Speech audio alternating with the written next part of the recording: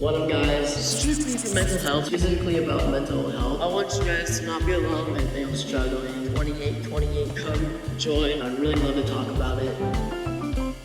But I want to do a brief introduction of who you are because, you know, not everybody may not know Keyshawn Johnson. I think everybody knows who I am. Oh, I don't know about it. I think if you say my name, Google will tell you a lot. Dude, I think if you're down here and people see you driving through, they're going to know who you are. But Keyshawn Johnson, born July 22nd, 1972, attended Palisades High, Susan Miller Dorsey High. Mm-hmm. It says you grew up in a tough neighborhood. Emerald Bay. Yeah, had a difficult early life, and you even served time in juvenile detention. You never told me that part. Oh, well. CYA and all that. I didn't know that. Yeah. I didn't know you were a criminal. I mean, if that's what most. Well, you were a bad kid. Most of your people would call us criminals. You know, that's what they would do. Wait, you were a bad kid? Did you do bad stuff? When you're young and you're adolescent and you're growing up in certain environments, poverty and things of that nature, you do what's around you. I mean, that's the reality of life. You grew up a lot like I did. It was tough. Yeah, we didn't have any money. There was a lot of bad stuff going around. Yeah, and you get sucked into it. You get sucked right into it until you figure it out as you get a little older. It's just the reality of life. But you were in like CYA and stuff like that. Yeah, for how long? I did probably, let me see, 2 different stints. So I would probably say a total of maybe 19 months of my life, probably. So when you say 2 different stints, mean you didn't learn from the first time? No. And you did it again? Yeah. Yeah, okay. It sounds that's like that's usually what happens, you know. But it's the reality of it, though. But then you got into football.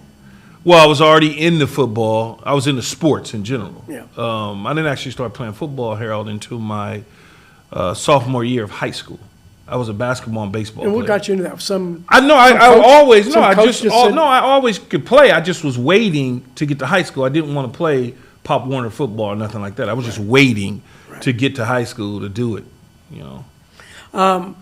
This background of you, I'll jump to it in a second. Let me finish the intro because there's an interesting part about your background. You went to LA College, junior college. Yeah, West LA College. And then you made it into USC. Yeah. And then you played football there. Yeah. And you did pretty well. Not bad. 2-time All-American, won a 96 Rose Bowl, MVP honors. That's pretty good. USC Hall of Fame, 2012. And then you went on to play professional football, NFL, number 1 overall draft pick in the 96 NFL draft with the New York Jets. Mm-hmm. Seriously, I never knew any of this stuff. New York Jets, Tampa Bay Buccaneers, of which you won a Super Bowl. Dallas Cowboys. I didn't know you were Dallas Cowboys. I knew you was Carolina Panthers was your exit. And then you have an incredible professional football statistics. And then after that, I met you way after that. Sportscaster, analyst, ESPN. It says here NFL Countdown, First Take, Sports Center. I remember you on Sports Center. All sorts of stuff. And then recently, No Breaks. All Facts, No Breaks. Yeah. You're doing a podcast. Yeah, that's my pod. All Facts, No Breaks is with my son, actually. I didn't know that. Yeah, it's with Keyshawn. I was going to ask you about him because I remember when he was going through high school football and trying to get to, and you were hanging around with us at that time. You know, good kid. I liked what he was doing. Are you currently working? What are you doing now? I am getting paid. Yeah. No, I've been at Fox the last 2 seasons, and Fox made a decision to cancel 3 shows on the network, including ours, which was a shocker to many people just because the numbers were everything was fine. We don't really understand, but we put it this way: we understand. The group internally, my cast, my production team, we all got why they made a decision to go in a different direction. But my podcast rights were sold to Fox while I was there. That's so you didn't keep this separate? No, we did. I kept it separate. Yeah. But what happened was I decided I wanted to do a podcast. So Fox decided they wanted to buy it. Right, as long as I was there, so I'm like, cool, no problem. Why not? Yeah, I'm there. They're producing it. Their digital side is amazing. They did everything. It's a really good, well-run podcast. Yeah, everything that I wanted them to do, they did it for me. So, but when they made the decision to part ways with Speak, the show that I was on, it triggered the disappearance of the podcast as well. Yeah. They couldn't keep the pod without keeping the show. So right now, I'm in a situation where I'm trying to decide what I want to do. You just did one football season. One just came out a month ago. That's the one. Yeah. That caught my eye. Came across my feed. It's which actually prompted me to reach out to you. It was the one where you and the other dude were in visiting prison. Yeah. I saw that and and I watched it. And I looked at it and I go, it prompted me to contact you. Yeah. And I didn't know you had that. Then I deep dove in what you were doing and going, this is really pro level podcasting. No, it's a different level. It's a different level. Yeah, and it's gonna stay that way. I'm just trying to figure out what my next moves and when I want to launch again. That's all. It's just we're in a hiatus situation right now, and I gotta assemble the team, and it's a work in progress because in July is when we found out that they were going to go in another direction. And then I'm like, dude, I'm on fucking vacation right now. And I'm not, I'm not thinking about this. And then just send me the checks. Yeah. Yeah, something like that. Right. Entrepreneur, I know you still have all those stuff you're invested in restaurants. I got rid of all restaurant assets. So I still just dabble in a little real estate here and there. And that's it. I'm just chilling now. I'm raising kids. What do you want to do next? I'm gonna still do the media stuff. I'm just trying to figure out what it is that I actually want to do. I got so much opportunity on the table that I'm not even wanting to rush into it right now. I'm just like, and if I got to take off the rest of the season and come back in February, so be it. And they're still working with you and your personality, right? Oh yeah. So that you can kind of be, Oh yeah, I still do what I want to. So you can be confident. I'm very confident. Very self-assured. Very self-assured. Nobody is out there like me. Even if they try to tell you it is, it's not. Do you remember when we first met? Yeah. There were these model homes in Crystal Cove, Newport Cove. Uh-huh. You were walking through it. I'm walking through it for somebody. We're kind of crisscrossing because you have to go into one, go out of it, go to the next one, et cetera. And then it's like, this guy must be an athlete because he's kind of big.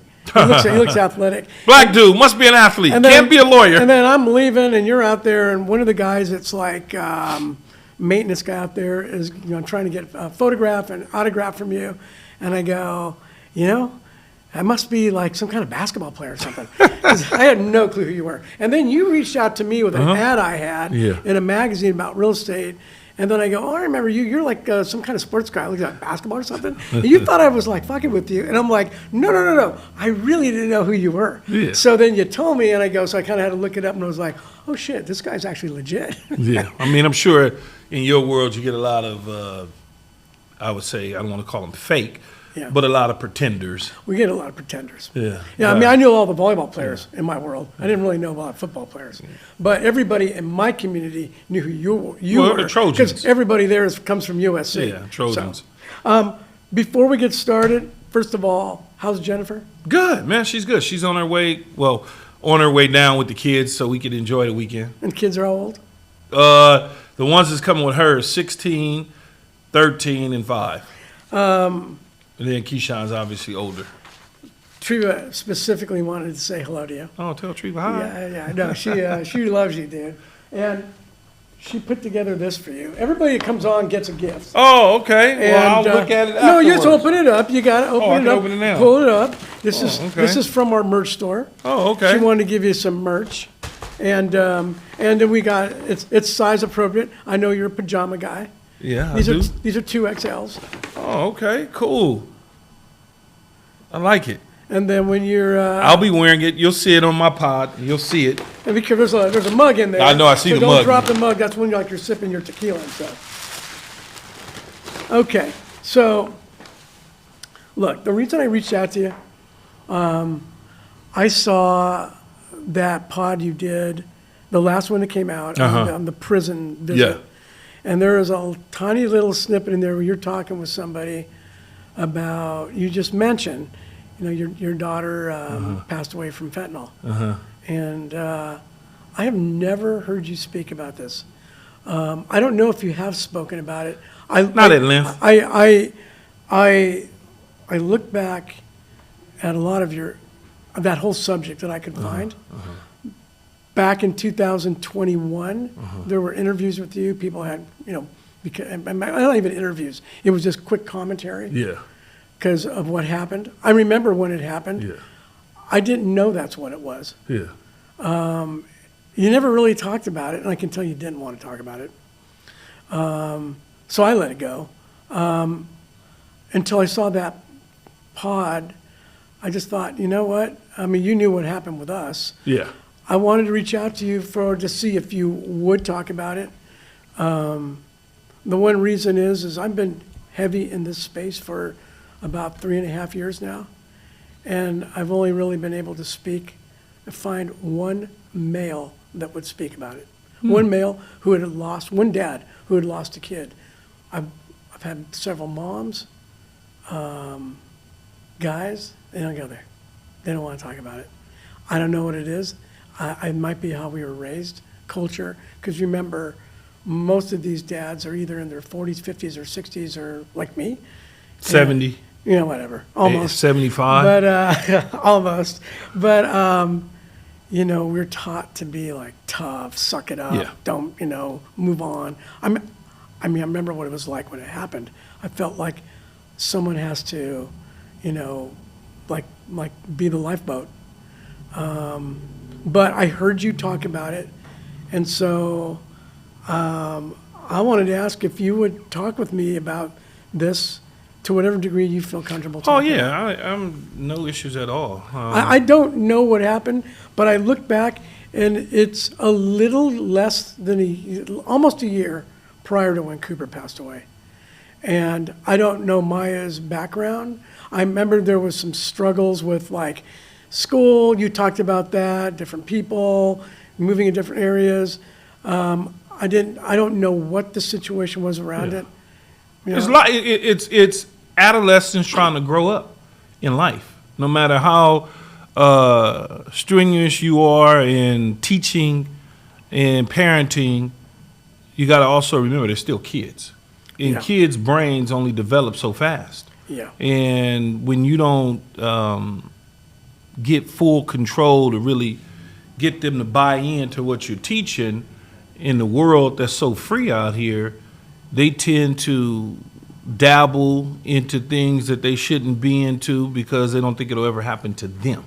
And that's just the reality of the surroundings that you put yourself in, be adult or child. Was she struggling with stuff growing up? No, I wouldn't. I don't call. And I'm talking about more like mental health issues, like it could like probably have been insecurities. I don't fit in. No, I think it's sort. just more. I think it's just more of the world that she was placed in and the environment that she was placed in. Because smoking weed, I ain't got no problem with that. Smoke weed all day long. Shit's illegal. Who cares? I don't care. But when you don't really understand that could also lead to other issues. She wasn't an addiction person other than smoking weed. She really didn't drink. Smoking weed, like I said, everybody smokes weed. But she got a hold of marijuana that was laced with fentanyl. She had marijuana that was laced with fentanyl. Yeah, laced with fentanyl. Jesus. And so she was in the cannabis space. She was in the cannabis business. Even though I told her, I worked my ass off to try to get, I put her in boarding schools to get her into NYU, the whole deal. That's not what she wanted to do. Yeah. She wanted to sell cannabis because at an early age, she came to me, and this was when I was partners in a winery and wine and the whole deal. And she came to me and she was like, "Dad, I'm telling you." And she might have been, she might have been 12 years old. I'm like, "Maia, no. I'm not." Was she coming at from the standpoint, you can make a lot of money doing this? Yeah. Because she knew. Yeah. She knew. She knew before the government knew. Yeah. How she knew, I have no idea. Well, but she knew. She had books, Harold, magazines, and marijuana magazines. And I'm like, what the hell? But I also knew how smart and educated she was. And so I like, okay. So at some point, when she continued to push as she got older, I was like, okay, if that's what you want to do, then I'm supporting you 100%. I don't have a problem with it because it's a getting business. ready to become legal. It's a business. It's a business. Well, at the time, it was only legal in certain regions at the time, right? Right. Northern California, you had to have a license. You had to have a medical deal from your doctor to be able to get it. Right. When it first started. Right. Prescription. You had to have a prescription. So I'm like, whatever. And I remember she came to my house when she was going to the cannabis convention at the convention center. And she drove down from Northern California, because that's where she was living. She drove down to come to the house, and she still obviously had a bedroom at my house. So she's there, her and her friend, and they come on to the bed, and they got more drugs than they had in the movie Blow. Oh, all geez. weed, the whole thing. They're cooking the Fruit Loops because they're going to the convention, and I'm okay with that because they got a booth at the convention, right. And they're selling it, and they're doing all of these sort of things. So I'm like, all right, cool. She's making money. You know, she's got her BMW. It's like she's doing everything she wanted to do and doing it the right way. But I think over time, in that world, as she continued to grow, people became a little more resentment toward her, which is weird. Because of her success? Because you're growing in the world that you probably don't know a whole lot about. And number two, jealousy. Yeah. Like you got a Ferrari. Your daddy doesn't even have a Ferrari. You got a BMW. Your dad, like you're making money for your age. Yeah. And you're so standing out. My whole thing is I was living in New York when it all happened because it was in 21, and I was in New York, and I got the call obviously from Shakiri, my ex-wife, and I could tell immediately her voice that there was an issue. Yeah. And the issue was it's not good, and I knew right then. I said, what happened? And as she went on to tell me, I said, did she die? Is she dead? And then obviously she started to continue to cry, to tell me, try to get it out as much as she can. There was really nothing I could do. I was in the middle of cooking, and I believe I left the food in the oven because my brain at that point, my brain just went. Yeah. And so now I'm called like family members and lawyers and trying to just get my head wrapped around it. And then I flew out the next morning. Because this happened in the evening, I couldn't get a flight, so I flew out the next morning to the Bay Area and obviously dealt with the situation and handled it as much as I could. And then once the autopsy came back and the medical examiner told me that it was fentanyl in her body, I didn't even ask anything. I don't want to know nothing else. Yeah. I don't need to know this or that because she was in the back in her apartment. Like she was in her apartment. Was she alone? She was alone in her apartment. So this particular weed that she got it from somebody. Absolutely. Because this wasn't something that was coming through her. It was she got it from a convention. Yeah. A convention. So she had gone to a convention. In the convention, there's many people. Yeah, so I understand. Obviously somebody had a pack. Somebody had laced fentanyl. Had to. 1,000%. But I didn't pursue going after the individuals and I didn't want to waste my life chasing them and not being able to find them when I got other kids that I now got to make sure that they're straight and focused in on, because what I can't do is I can only honor the memories and things of that nature. I can't, because then I would chase some motherfucker and I'm going to kill him. Now I'm going to jail. Yeah. That's exactly what's going to happen. I can tell you right now, believe me. I'm going to put a bullet in their head.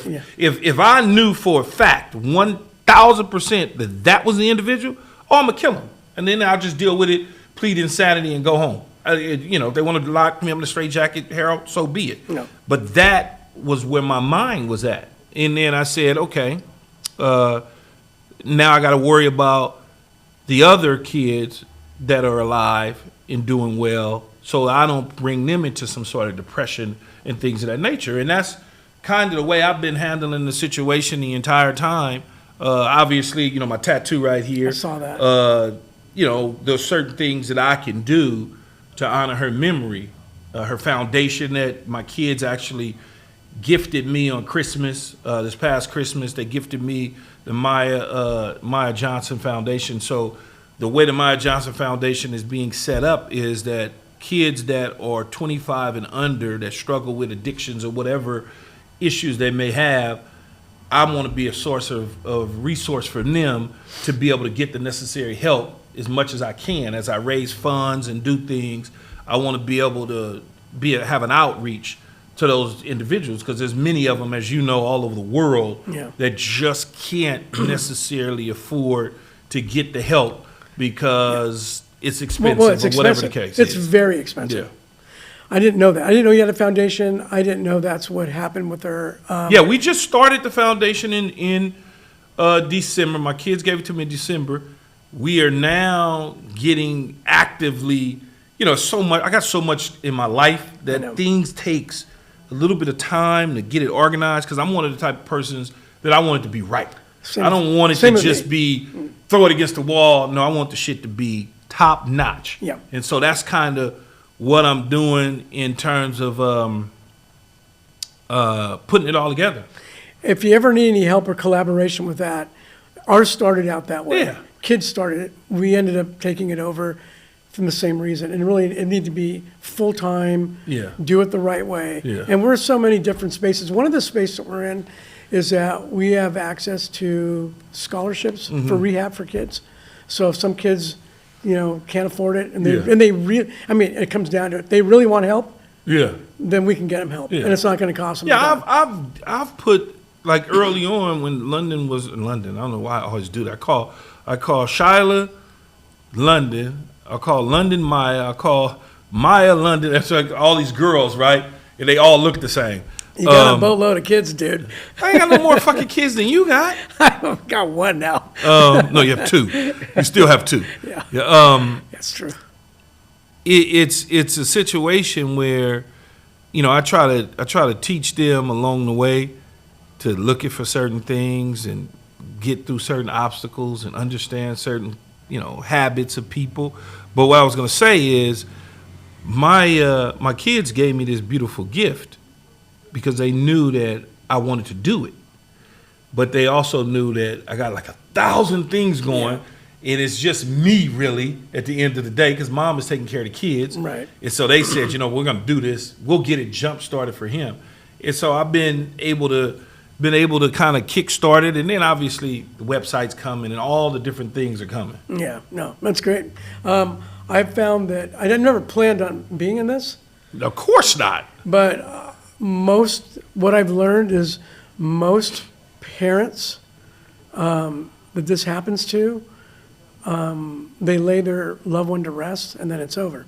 Well, it's tough though, That's Harold. It's you're asking parents that are mourning their first, their second, their third child, and probably in some instances multiple children that they've had to lay to rest behind something that went wrong, to hold on to it and carry it. I've always found the best way for me is to be able to remove myself of a bad situation and focus on some of the things that's positive. Yeah. And that's kind of the way that I look at it. So I can certainly understand how other parents remove themselves from a situation, because it's 100%. like really, at the end of the day, other than helping other families and kids not put themselves in these situations, what else can you do? You just try to have to learn how to survive. You got to learn how to survive. If it wasn't for how our path got created, I really don't know if I would be here today. Yeah. But it's been, Cooper left us with things to do. And so his friend said, let's start this foundation. Yeah. The idea was on a Thursday. On a Tuesday, it was live. Yeah. And it was like, okay, well, one of the things he wanted to do is he wanted to create merchandise and support a couple platforms. Said, we'll do that. He created this Discord platform, which is kind of like a chat space on the internet, that today still has close to about a couple 100,000 kids around the world sharing all their struggles with mental health, addiction, etc. A place for them to talk, where they can talk openly and not be judged. whether they're being bullied, whether they got hurt from a girlfriend, whether they struggle from their parents abusing them, whatever it might be. Yeah. That's still going. And then it led to other things and other things and other things. And I felt, for me, by being active, purposeful, it's the one thing that allowed me to deal with this, to process grief. Because at some point in time, grief hits you like, I keep telling people, it's kind of like having a baby. It's coming. You just don't know when it's going to come, but it's coming. Or it's like going to the bathroom. You're going to go. Yeah. But I don't know, sometimes it might be a really bad one, or it might be a timed one. Point is that I ran into a guy yesterday who I hadn't seen in a long time, whose son got killed in a car crash. And he said, his mom's, his wife's still struggling. It's been over 10 years. And he goes, you never get over this. It's always here. But it's what you choose to do with it. Mm-hmm. You choose to do with it positively, or do you choose to, swirl down negatively? I've chosen to be positive with it.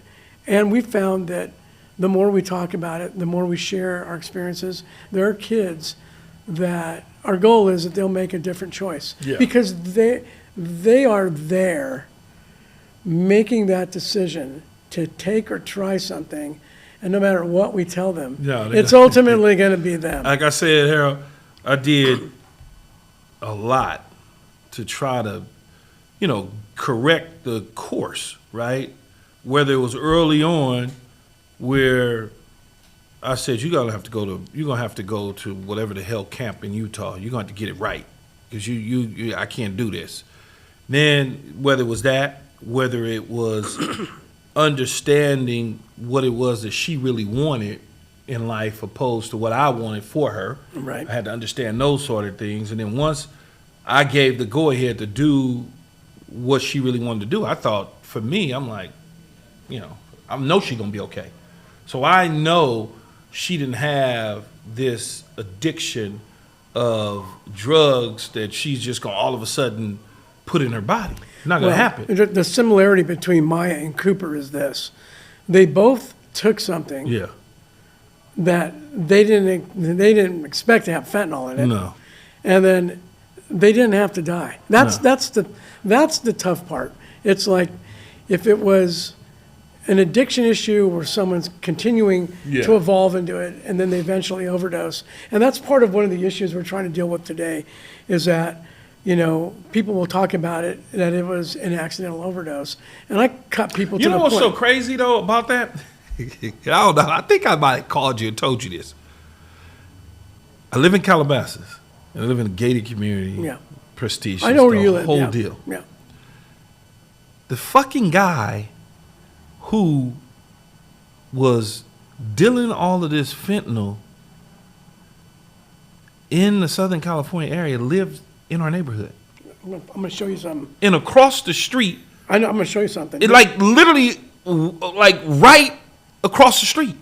I'm going to show you something. Unfreaking believable. So this is the guy that... If I had known that he was tied to anything remotely close to Northern California, I'd have put a bullet in his head. So... It's unbelievable. I'm trying to get this to come up. And come to find out, he had involvement with the Cooper situation. Yeah. So... That was crazy to me. I was like, huh? So when we are... when we were just talking about like this, still on Cooper's death certificate and on the county coroner in LA, it says accidental overdose. And we're trying to get that changed and trying to get it changed for a number of different people. If there are 6 people indicted by the federal justice system. That's murder. Of which 5 are, they're all facing, 4 are facing 20 to life. That's murder. The other 2 are facing 10 to life. Words matter. This is a poisoning. Yeah. This is not an overdose. You put this shit in something that he thought he was getting from somebody that was safe. Yeah. The same thing with Maia. Yeah. She wasn't going to smoke weed if it had fentanyl in it. No. Here, let me show you this. So that guy, I can't get the picture any larger for some reason. Oh, here it is. This is one of our good friends sent me this. That was the morning of the raid. Yeah. That was that guy's house. Yeah, this is the house. Yeah. And this guy was living in a very expensive home. Man, he was living in, man, that house is probably, right now it's probably 20, probably 15 to 20. Million. Yeah. The Maserati, the Range Rovers, this and that. But, you could tell now that you go back in hindsight and you look at it, you take a big shot of the whole picture of everything. You look at it now, Harold, you go, of course, motherfucker was selling drugs. What we didn't know, I mean, this whole Because you can see him coming and going, and you can see the cars but you just figure it's Calabasas, and everybody has money. It's another rich person. Yeah, it's just another rich person with a second home in Emerald Bay. Yeah. Which is fine. Which is fine. If that's what it is. But yeah, they came here and did the whole shebang. You saw that, the whole SWAT thing. The whole thing. And then learned after the fact, that's what it was. Then learned after that he was tied to whoever was dealing and doing it to the Cooper situation. Right. And then I told Jennifer, I was like, Jen, that's the dude, the Harold and his son, remember? And this, that. I had to, yeah, crazy. I've spoken at a number of these guys' bail hearings so that they don't get bail. And the two concerns that the judge has, or that the court has, about granting bail is flight risk. And, well, you can't flight risk. All you can do is take their passports. Well, the point is, look, you know how easy it was to get in the country during that time? Yeah, but now you know how easy it is to get out of the country. Point is, when you going to Mexico? When you're 40 years old or plus, 40, 50, that's a death sentence, and though. you're facing 20 to life. Yeah, it's a death sentence. I asked them, what are the chances of fleeing? They said, it's 100%. They're going to flee. They're not going to take their chances. They're going to go. So you can't. They're not going anywhere. You can't post enough collateral or bail to keep somebody from going. Then what's the second request? What's the second issue? No, you don't give them bail. You don't give them bail. No, the second concern is that they're going to harm the community. Now, this particular guy that I showed you in the picture of the house got raided, he was a head of a drug ring, of which there was another guy outside of this drug ring that Cooper was referred to by somebody who trusted and said, hey, if you want to get a Xanax, you can get it from that guy. Yeah. This guy's cool. That guy got it from this group. This guy, yeah. Their communication is what brought it down. This guy was really good. Yeah. What we found out later, the DEA had already been investigating this guy, but they couldn't get enough convictable evidence. Yeah. But if it wasn't for this outside guy with Cooper that connected to that, that's what prompted that raid. That's what prompted this guy and these 5 others to bring it all down. To get indicted. But then to put a loop around about the safety, the other part is what's the harm they can do to the community if we let them out? So the guy's going to do it again. And then I go, this is all they know. Yeah. And I go, this is what they're going to continue to do. Yeah. And I go, if anybody knows the harm about lacing drugs with fentanyl, it's these fucking guys. Yeah. So I'm speaking to the judge, gladly, all of these guys didn't get bail. But this has been now almost... None of them should get bail. No, this is 2.5 years, almost 2.5 years from start to where we're going to have a court date in December for all these people. But about 2 months ago, they've got another murder, another fentanyl poisoning tied to that guy. 6 months later. They shouldn't even think about that. So the point is, if you let him out, 6 months after that he killed Cooper, he's doing the same thing. Yeah. And another person died. I have been approached by several other parents that have known about this, that have said, our kids were killed by these people. However, the DEA and the Justice Department said, we're just sorry, we just don't have enough evidence. It's very difficult to convict. When we convict, when we want to go to indict, we want to make sure we're airtight, what have you. Tuesday, I'm back up in court in LA for the first plea agreement.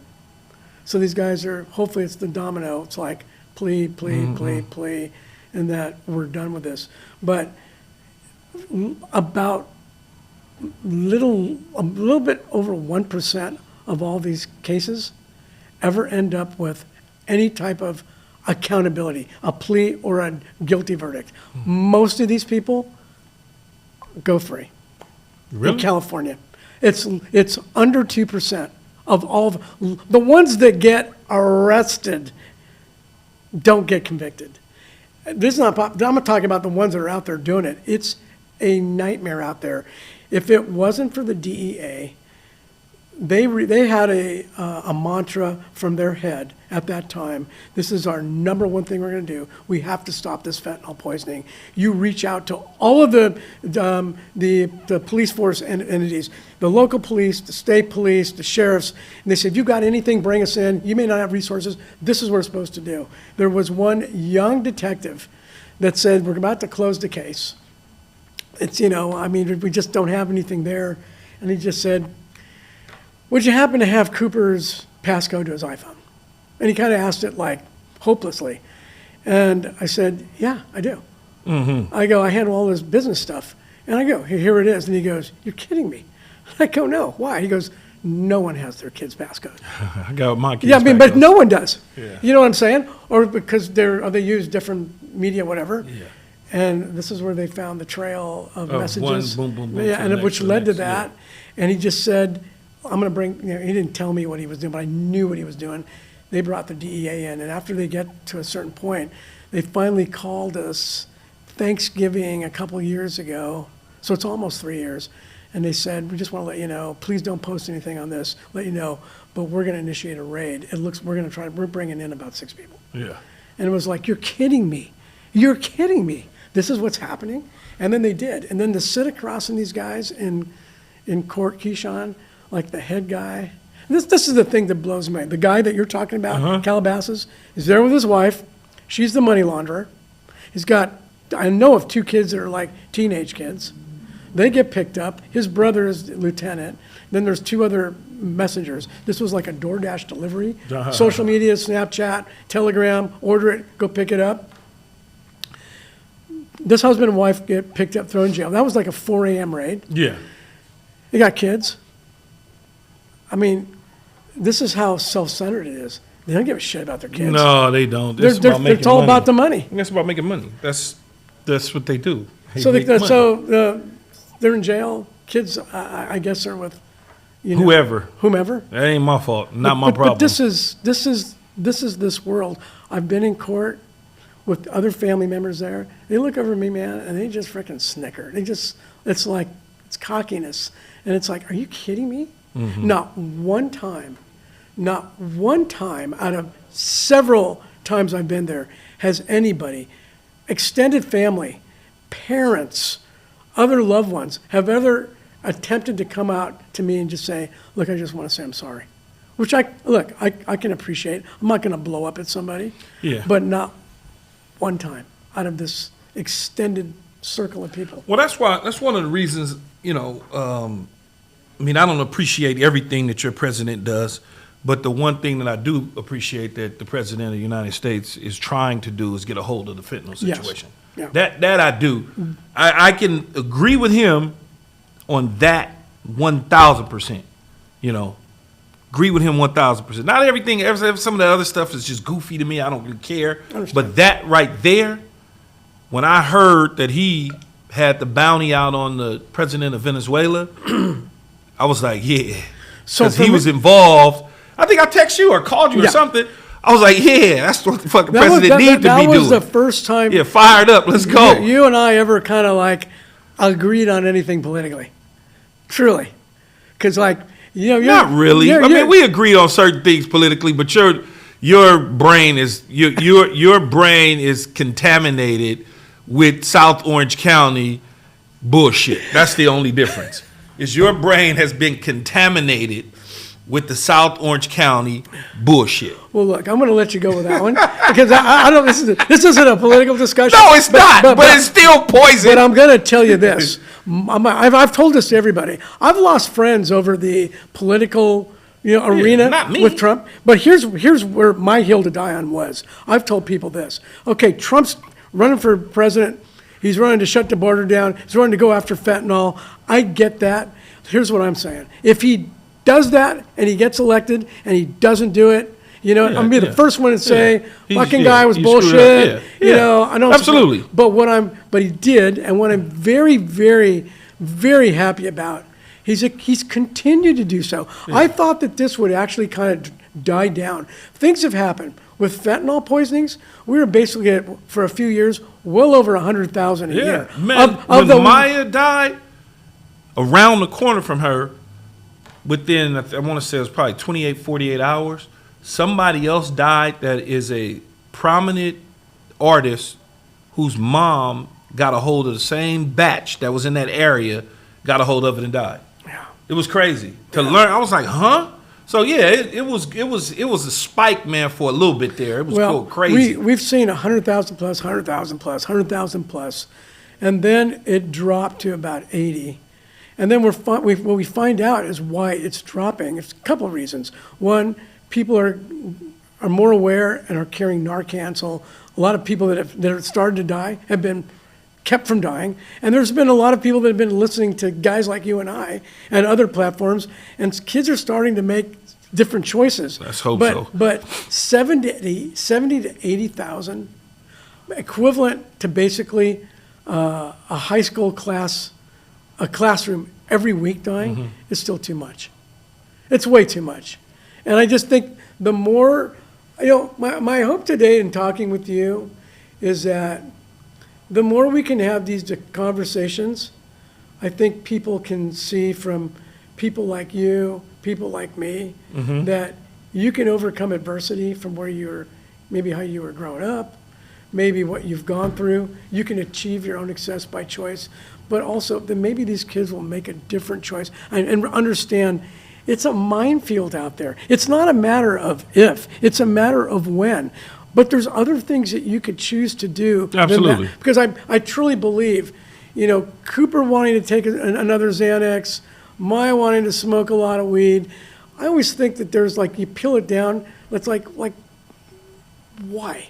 I mean, some of this stuff is not physically good for you. Well, there's other the way choices. I've always looked at it, though, I don't know anything about the Xanaxes and the pills and stuff people take, but from a weed standpoint, a cannabis standpoint, I've always looked at it as, it's coming from the earth. It's naturally grown, whatever. That's the way I've always looked at it.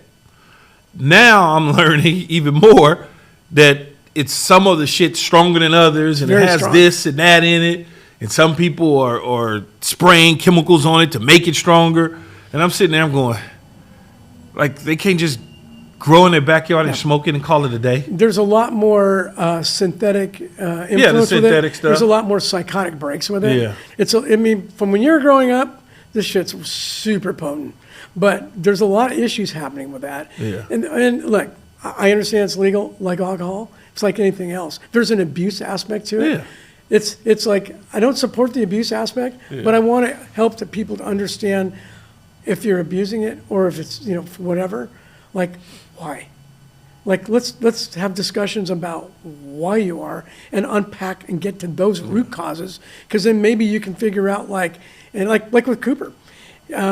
He was a very good-looking kid, came from a great environment, loving parents, very close, very open. Looked more like his mother, but yeah. Yeah, he was. Yeah, thank God. Yeah. He was a very good kid. We were very close, very open, but we found out later on how much he struggled with being teased about his height, which later on he grew, and so it wasn't so teased. Your fault. Yeah, my fault. Your fault. Teased about being half Mexican. Your fault again. Again, teased about being insecure. I'm not sure if he fit in. He was also struggled with ADHD. What we found out, he was so extremely bright. He wasn't challenged. Yeah. It sounds a lot like Maia. You find that thing you're really into, and then you're all in, and you're really good at it. But it's those personal struggles. For some people, it leads to self-medicate. Yeah. Other people, like myself, I chose sports. You chose sports. Yeah. Not to say that we didn't do some things that may have been dangerous. Of course. But we didn't stay in those lanes. So it's like, how can we help these kids? One is the more we talk about it, the more I think they look up to people like you. You're still a sports idol that people look up to because your name recognized. They see what you're doing with it. See that, you're an advocate of healthy living, healthy choices. Oh, yeah. And that's kind of been the space I've been in. What can I do to help one kid? Yeah. If we can help one kid, It's a success. No, it is. If we can help too, it's even better. And that's my whole thing is I'm not trying to help 50,000 people. I would love to, but I know it's unrealistic. It's not realistic. And I know I can help one or two. And if I can't help the one or two, somebody's going to hear the message and they're going to listen to it and they're going to say, you know what, Keyshawn probably was right about that. That's probably not what I want to be doing. That's all I care about. I sensed a lot of the guys on that podcast, in the prison podcast that were there, they were really kind of resonating with you. They were listening. They were really listening. It might be a little too late now, though. Well, yeah, but some of them might get out. No, Right? some of them will get out. Some of them will come home. And then you ran into one guy you knew, like you grew up with. Yeah. Who was like a couple, but no, I knew, and we probably didn't show it on the pod, which is crazy. But I probably knew at least 10 guys, and that was just on that particular yard. Yeah, that's just that yard that day. Now, there's probably, I think there was like 4 or 5 different yards.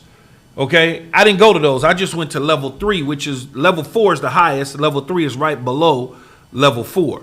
Level 4 is a little more dangerous, whatever. Level 3 is a little bit dangerous, but guys got life, but they get a little more leeway because they've acted according since they've been in the prison. And that's just that one prison. And I was thinking to myself, Harold, I said, what if I just went to 30 other prisons in the state of California? You know how many freaking people I would know that in and around growing up? I mean, it's just crazy. But that's the world. That's what I said. Your environment, your surroundings is what will shape you. And many people don't understand that, though, right? If you just look at certain environments and surroundings, right? Let's take, for instance, the rich Orange County, Newport Beach, water, those surroundings are pretty good, right? Everybody's got everything under control. Seems like it. Right. But then when you look at the environment and how they behave and how the parents behave and the brothers and the sisters and the spoiledness, that's what you get. Yeah. You get that, oh, God, I get it in Calabasas, where you're acting just like your kids. That's how your kids act. Yeah. Because that's the way you act. Yeah. You act spoiled. Oh, yeah. No, so when 100%. you act spoiled, that's what your kids is going to act. When you pout because you can't get this or that, or your husband says no, that's how your kids going to act. Because that's what they see every single day. So growing up in South LA, all I saw every single day was prostitution, drugs, robberies, and that was pretty much it. Violence, And violence. So that's exactly what you're going to get every single day. You know? And then once you obviously grow up and you get a little older, you remove yourself to some degree for better life, and you look at that and you go, that's kind of where I want to be. You're glancing over this. You say as you get a little older, you make a different choice, right? Yeah, absolutely. So, but that's not easy for everybody. No, it's not. How did you do that? Shit, man. What was it that friends got, and just because jail, friends, everybody getting killed, going to jail, all sorts of stuff. And? It's time to get, I'm not going to jail. I don't want to get shot again. Yeah. That's kind of what happened shot with me. twice. How many more times you want to be shot? That's the same thing it was with me. It was like, I do not want to live a life like this. I want to get the fuck out of here. I'm not doing this. No. And it was, I'm just texting with a guy last night that I grew up with. And, he survived. Of all the guys that survived, he survived. He was like a head of one of the gangs. Yeah. Like there's 2 different parts of the city that came together. I don't know how he survived, but I've just, but he's a good guy. After you made all that money over bringing all those drugs from Mexico, you decided not to do it anymore? No, it wasn't me, man. But I remember, I sent him last night a message and said, man, you're a good man. I was like, what me? I said, you're a good man. And I go, and also, thank you for not beating the shit out of me, man. Because I can't believe that guy didn't kill me back then. But if there's a will, there's a way. There is a way. If you have the will, you have the way. One of the things that I've told all my kids, and I learned this on my own because my mother told me this many years ago, God bless her soul, only hang around the people that's going in the same direction as you. Yeah. If they not going in the same direction as you and want to go in that, never mind. Don't even deal with it. If they got the same goals in life and principles in life, then y'all should hang out. And that's the way I've been. Because if you don't, you're going the other direction. Yeah, I've been that way ever since she told me that. I kind of been that way, and I pass it down to Keyshawn, to London, to Vance, to Shyla. Only around those people that's going in the same direction as you. My son was practicing basketball. You know, he's a big hooper. He's practicing basketball the other day, and a kid came over, unannounced basically, and wanted to play. And my son is like, dude, I'm like with my trainer. I'm like really serious about this. I'm not here to fuck around.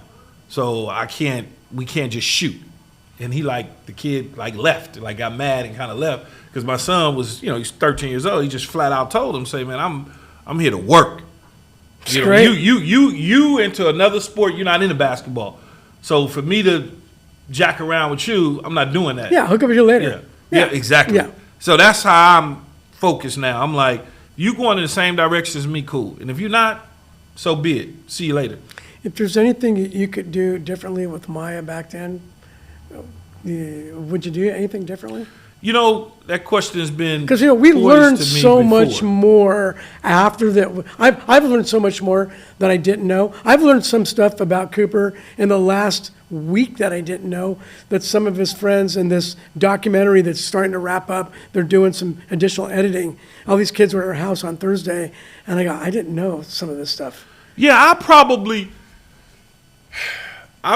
would spend more time with her. I probably would spend more. There is no probably. I would spend more time. There's not a problem because when she was growing up, I was playing sports. Yeah, you're working. So I was working football player. So I was working. So what that taught me though is I spend more time with my kids now, even though I'm working. It's not the same type of work, but it's a little more traveling. I'm in and out there in school, but I spend more time with them, family time with them. Even if I'm not with their mother, I'm still spending time with them. I would do that for sure, 1,000%. Was she the oldest? She was she was my oldest, my first child. Okay. Yeah. How's her mom? Her mom's okay. Her mother's remarried, has kids of her own. We communicate in and around the passing and her birthday. Yeah. Outside of it, I'll check on her from time to time, but I really don't communicate with her much. Her son is older now. Our son is older now. So it's kind of like, he's here in L.A. working, living with me. Living with me, but he lives at the beach. How's he doing and your other kids with this? Because I'll just share with you. I know that this is still 3.5 years later, really hard for Parker. Yeah. And she's starting to engage with it. Yeah. Starting to. Yeah. And we've had a couple kids, one in particular that was Coop's girlfriend. She's been public with this. About 6 months after he passed, she tried to commit suicide. A couple of the other kids that were really close were pretty close to that. You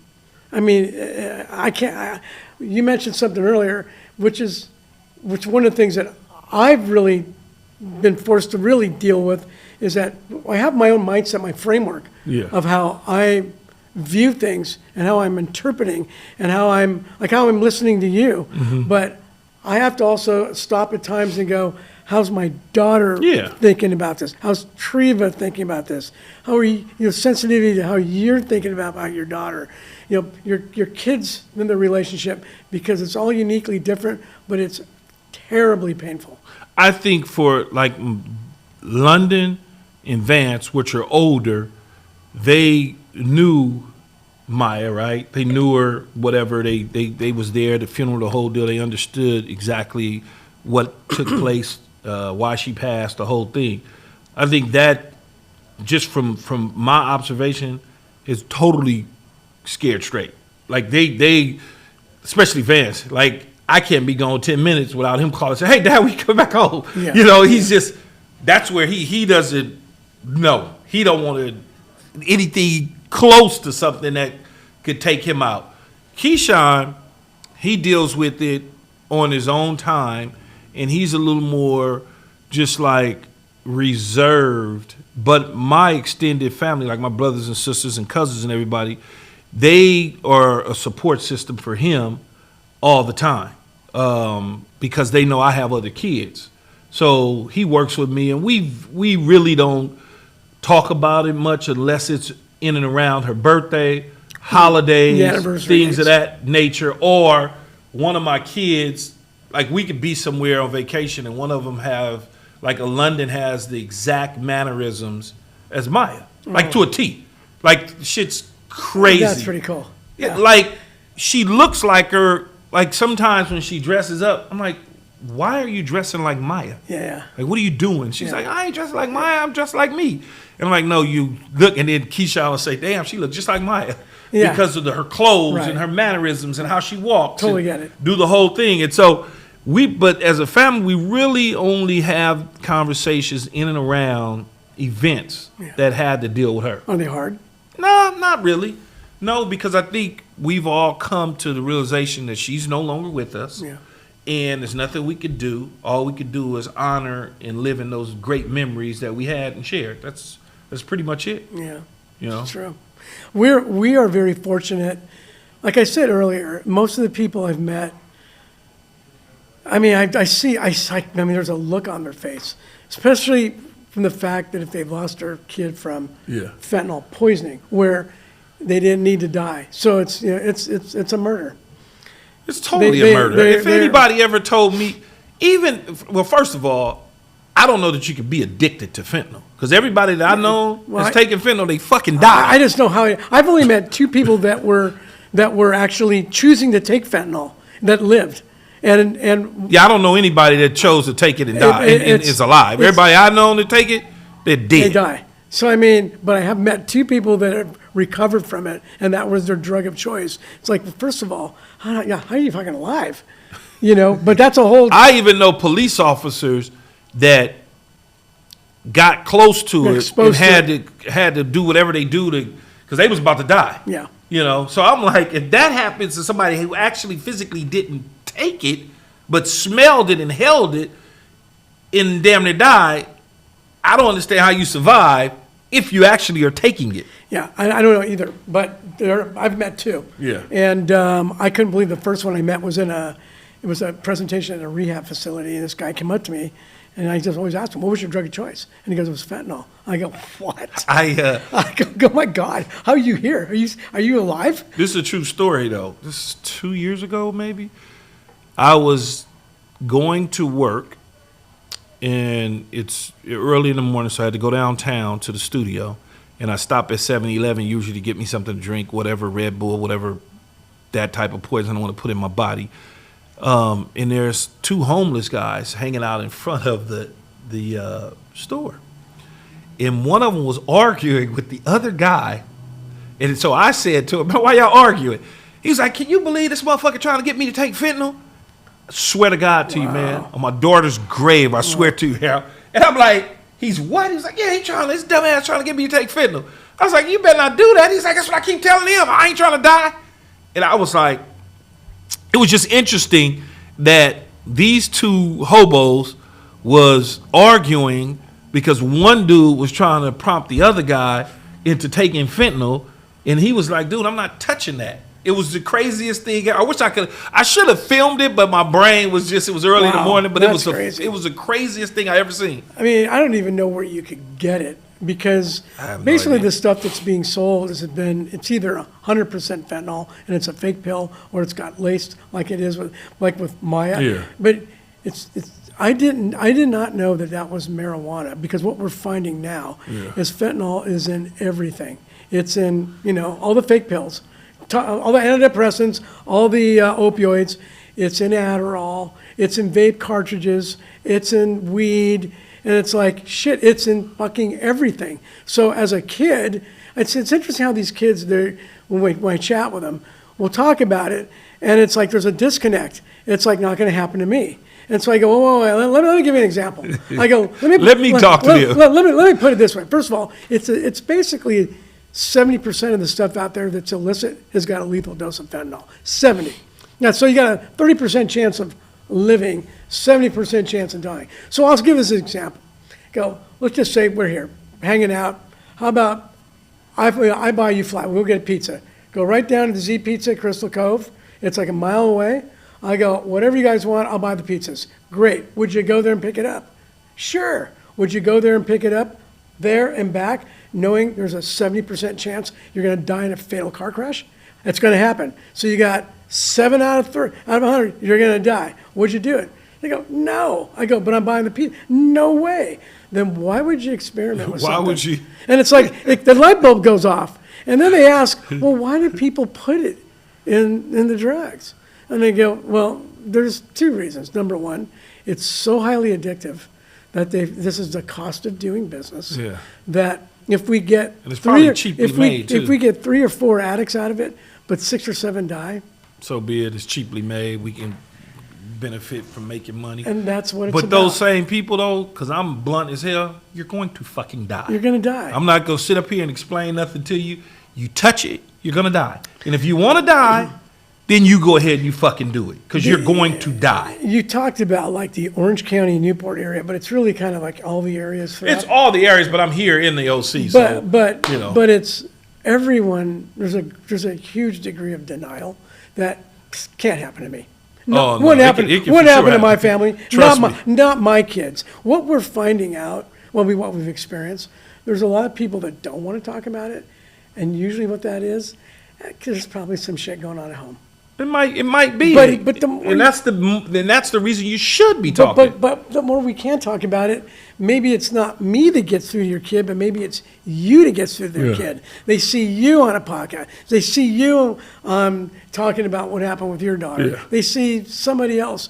Because remember, you can tell your kid, No, they ain't gonna listen to me. But when they go over to somebody else's Yeah. house, they're the perfect little Yeah, kid. they are. Right? Oh, he's such a nice guy. You know, right?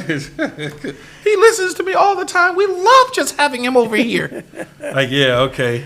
Motherfucker ain't listening to me, but he gonna listen to you. And I'm the one putting the clothes on his back and feeding him. But it's been, you know, man, we get through this, and you know, like I said, if we could help whoever out there, I'm all for it. I'm all for it because I want to make sure that everybody get a fair opportunity in life. Look, if there's anything we can do to help you with your platform getting started, you're always welcome to reach out to me. I got a little bit more experience. Yeah. I got a little bit more time in it. Yeah. Also got a number of people I can refer you to Yeah. for things that you may, let's just help you, hopscotch some jumps, get to point A quicker.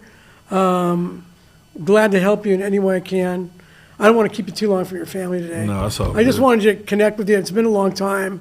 I didn't know if you would talk about this. Oh no, I'm fine. But Feels like you're trying to get me to vote for somebody or something. no.